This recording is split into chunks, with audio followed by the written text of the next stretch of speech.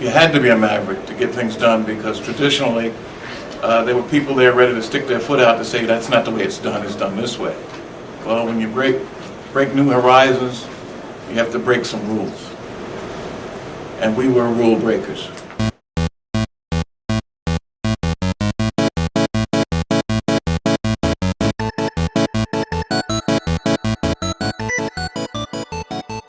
Welcome everyone to Back in My Day. I'm David Petrangelo, and welcome to another chapter and monthly installment of a Back in My Day history lesson.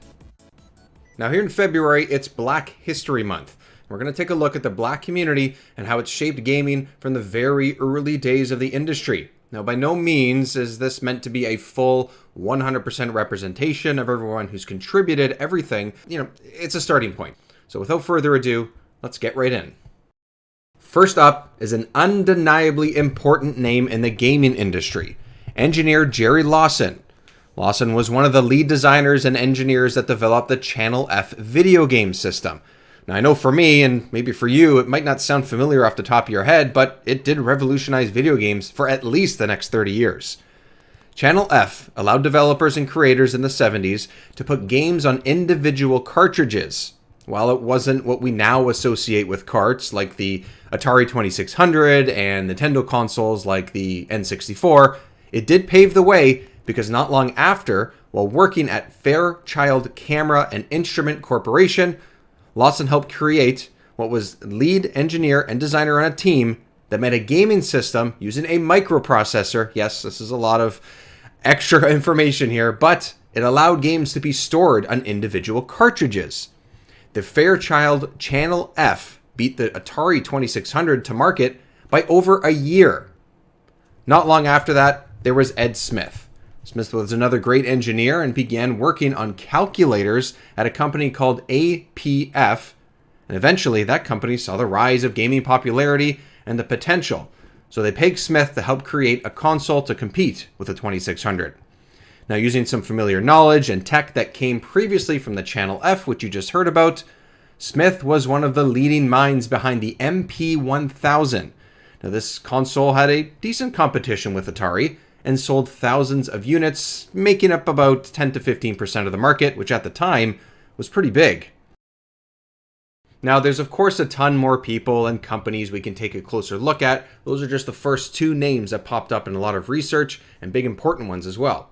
So to cover some more ground, I'd love to mention a few more who were potentially inspired by the previous two and laid the groundwork for next generations. Most of these people that I'm about to mention currently work in the industry as well. Orpheus Hanley is first up. Now, this name might be something that would be easy to miss, but he's had a huge impact on sound and music you hear in your games that you play.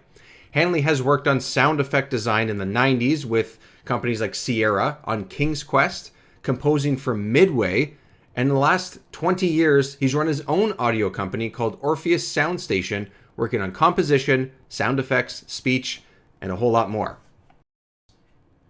Charisma Williams is a UI, UX, and tech UI designer who has had her hands on a whole ton of amazing products and games that have had huge influence across the industry, developing interfaces for the Kinect at Microsoft and for games like Destroy All Humans 1, 2, and 3, Forza Motorsport 6, and BioShock.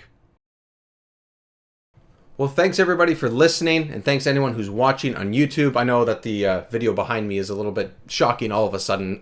This is just the most recent gameplay that we've done of Resident Evil 2. I've just started to play through the series.